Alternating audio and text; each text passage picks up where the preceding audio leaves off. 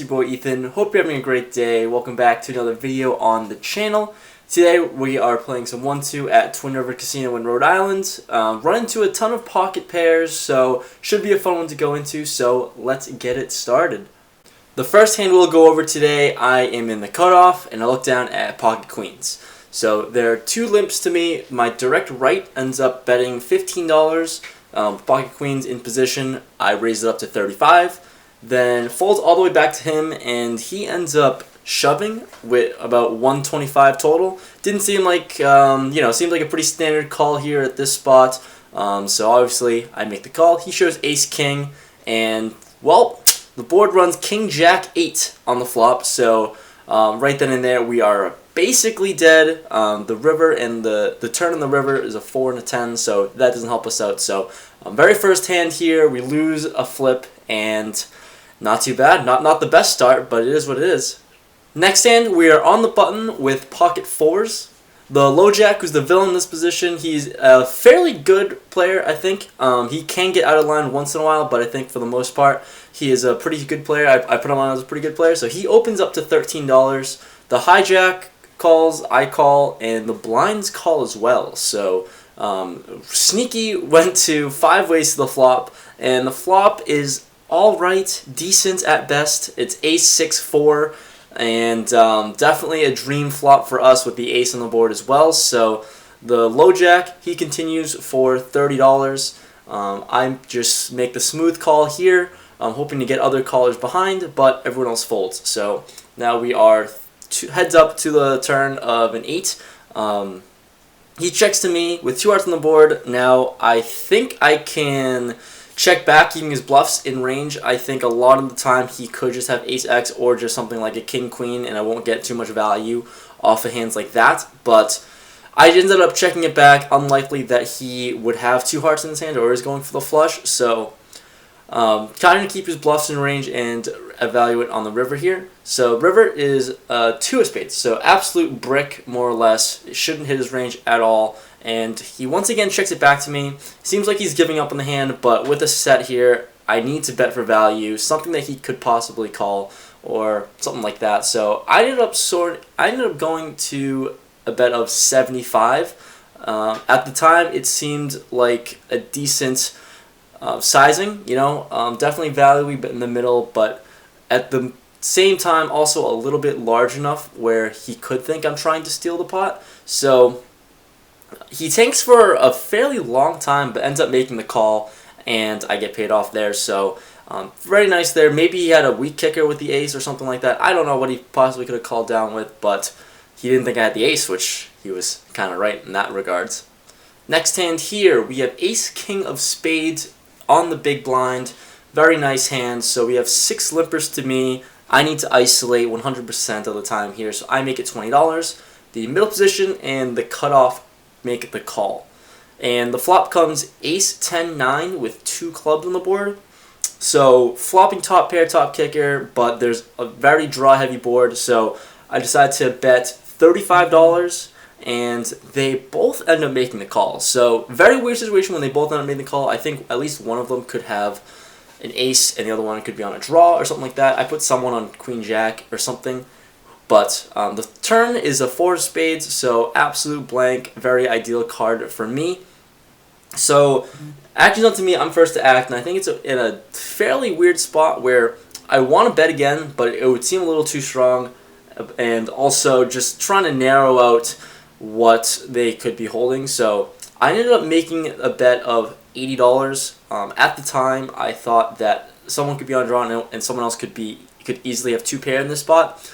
Ace 10 could absolutely limp and call a $20 raise, especially suited. So just trying to play it fairly cautiously, seeing if one of them calls on another blank, I might, or just any card, I might just check it down since I do have showdown value.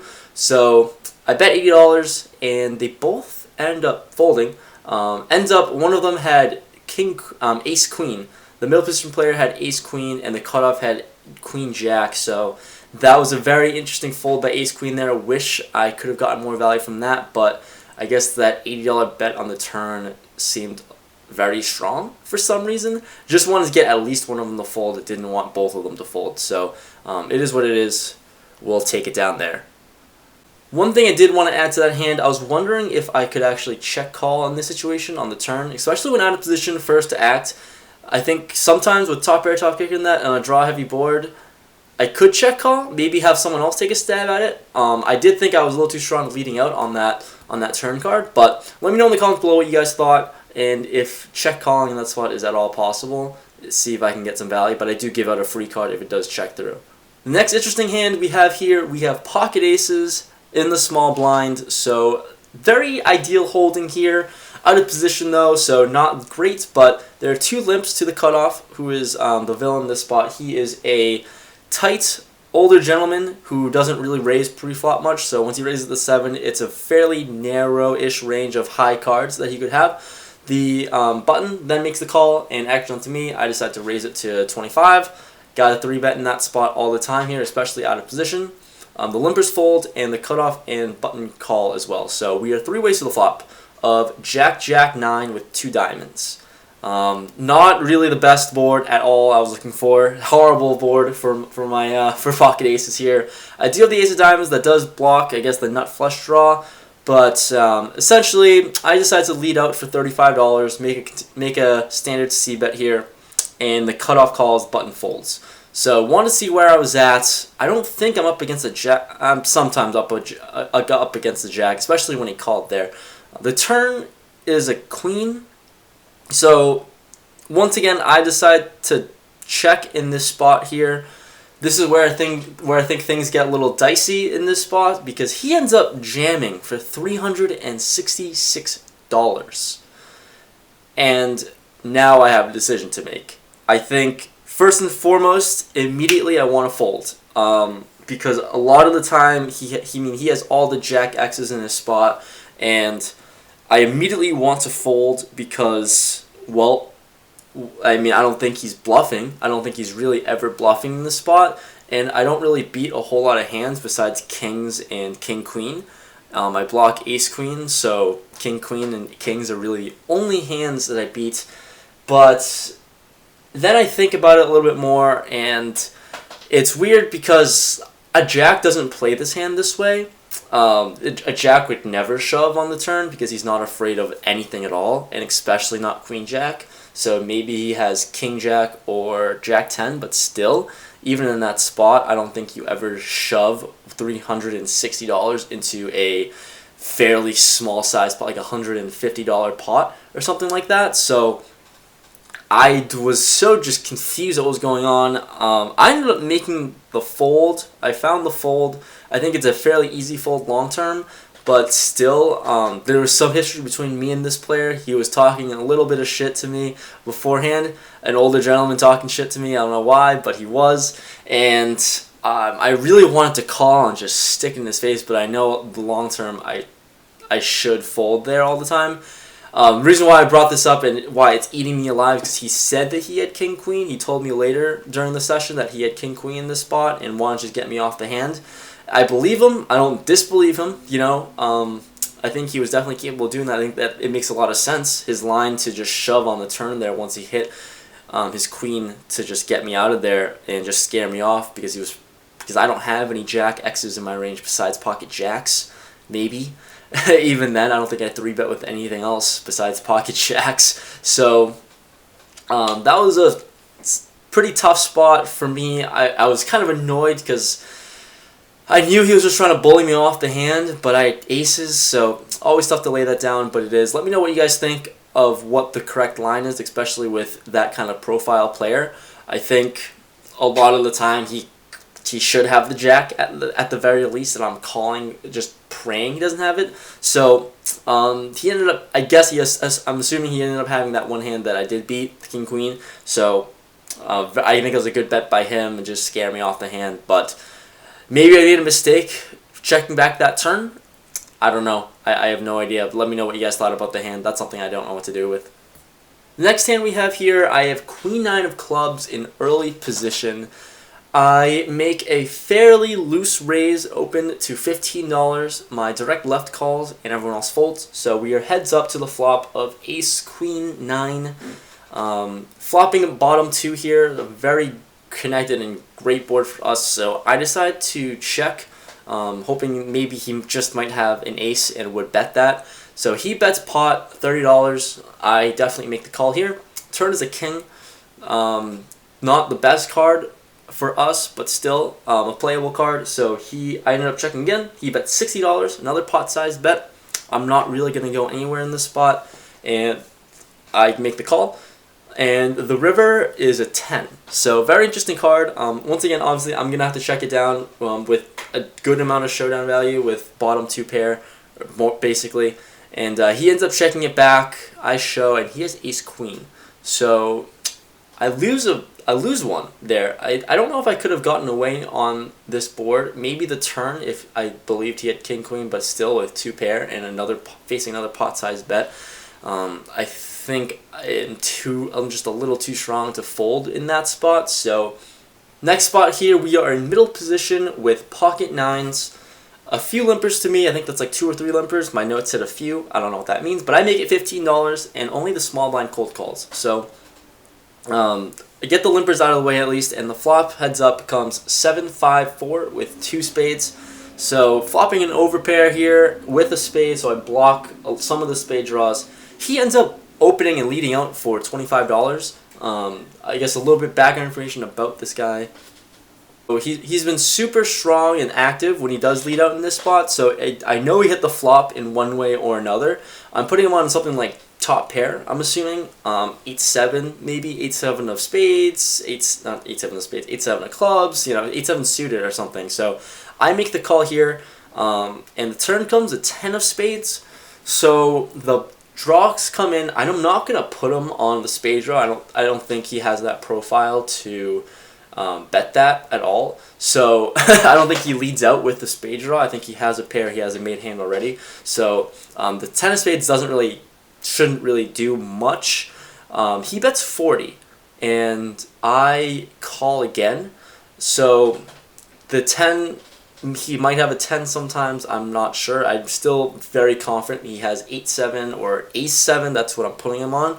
So I do have a redraw to a very low flush, but we go off to the river after I call that $40 bet, and it comes a 5. So he checks, and I think I'm ahead a lot of the time here with a pair of 9s. I think he checked for basically hoping to just I think he has showdown value with a 7.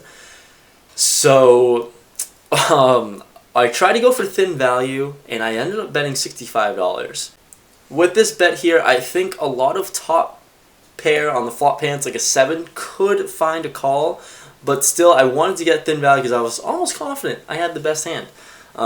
He ends up making the call with 8-6 suited for a flop straight.